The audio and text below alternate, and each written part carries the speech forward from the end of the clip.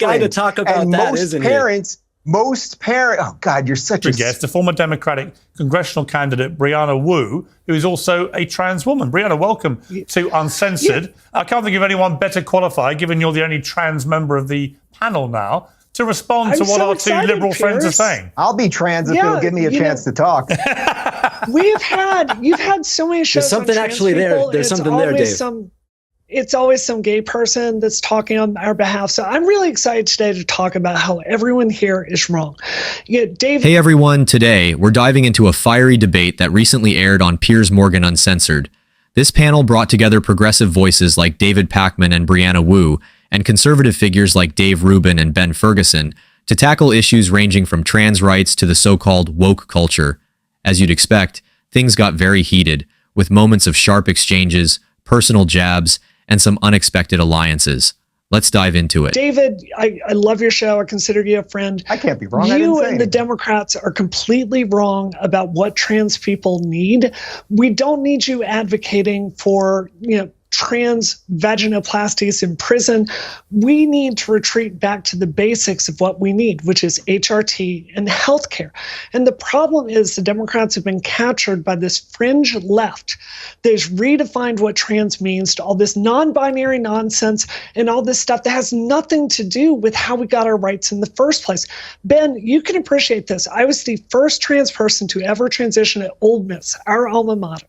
That was very, very different. It was 20 years ago, toddy. And the thing is, the way I got equality and got people to respect me in Mississippi was not by screaming at them or lecturing them about my pronouns. It was getting them to see my humanity. This is something trans people have just completely lost. And the problem is the Democratic Party is unwilling to call out these bad actors. And because of this, we are having a conversation that does not serve trans people. Piers, I am begging you on this show, stop inviting the stupidest leftists on to make the argument for trans civil rights. Let some people actually understand this stuff. And Dave is laughing because you understand integration as a gay man. You know exactly what I'm talking about. You've done the same playbook your whole career. Well, this works. This is first how you off, got I'm only gay. I'm only gay starting at 10 p.m. What time is it? We'll have to check on that. But actually, you're completely right. Brianna, you're completely right. What's happening with the left is that these saviors, these progressive warriors that you see in these boxes here, think that they know more about these people than they know about themselves. Absolutely ridiculous. And by the way, this has nothing to do with a well-funded evil money machine that the Republicans were doing. There's something called boys and girls. And Rubin's the right guy to talk about that, isn't he? Most parents, oh God, you're such a smug prick. Listen, most parents actually want to defend their daughters and don't want them to have the crap kicked out of them by boys, and they don't want them to be playing boys in soccer or any of these other things. That is a defense of girls. If someone, as an adult, 18, 21, we can discuss the age, wants to dress how they want, have any surgeries, take whatever drugs, do whatever they want with their body, most people, even Republicans, don't object to that. And I have no problem referring to Brianna as she, because I can clearly sense she would treat me with respect and I'll treat her with respect. And it's a two-way street rather than pandering and bowing to a bunch of people that could not give a crap about anybody else. All right, so we're at the heart of this debate, and it's clear things are getting personal now. Brianna Wu makes an interesting point about the need for trans advocates to focus on core issues like healthcare rather than what she calls fringe leftist ideas. But here's the thing. Does this critique help the conversation, or does it just give the opposition ammunition to dismiss broader trans rights altogether? Meanwhile, David Pakman calling out the well-funded right-wing machine hit a nerve, especially with Dave Rubin. You can literally see Rubin getting defensive, which honestly just makes Pakman's argument look stronger. But here's what I'm wondering. Are these debates really about solving issues, or are they just platforms for ideological grandstanding? What do you all think? Let me know in the comments if this kind of discourse helps or just deepens the divide. Let's get back to it. Yeah, and David, let me bring in David Pakman again, because you were very quick when I asked how you felt about being so wrong about this, to accuse me of being misleading, disinformation, misconstruing a United Nations report. So because we're a very nimble team here, while you were talking, they just went and double checked because I was curious what you were talking about. And we found, hang on, we found the United Nations report.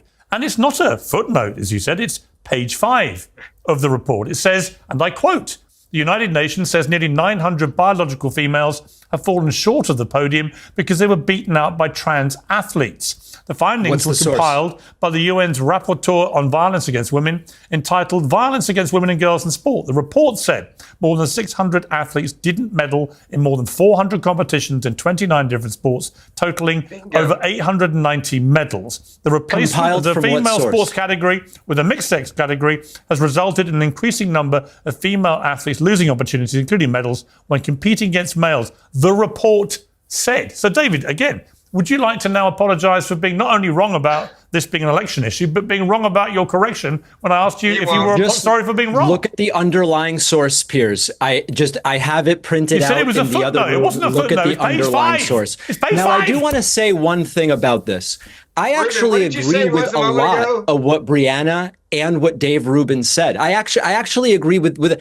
I am not the savior here to do X, Y, or Z for trans people. What I'm saying is I don't actually think I even need to play that role. I don't think this is the issue that maybe you think I believe it to be. So I agree with a lot of what Dave Rubin and Brianna said there. I do think it's important to consider that when Dave Rubin talks about well-funded this or that, his Russian money source just dried up, and he's the last person who should be talking about funding sources. And to be honest, Dave, hold on a second. Wait, hold on. Now Ben's jumping. Everybody's jumping. Hold on a second. I can't even hear Ben. Why would Ben jump in? I'm not even addressing Ben. Hang on. David Pakman really brought some nuance here, acknowledging parts of Brianna Wu and even Dave Rubin's points, which shows he's not just there to score cheap political wins. That kind of level-headedness is rare in debates like these. But notice how quickly things shifted back to personal jabs, Rubin trying to deflect by bringing up funding accusations and claiming victimhood. It's frustrating because the core of what Pakman said about progressives not needing to play saviors and focusing on unity actually deserves more attention. Instead, we're back to finger-pointing. My question is, how can progressives effectively make their case in such hostile environments? Can you even have a productive debate when the other side is more interested in discrediting than discussing?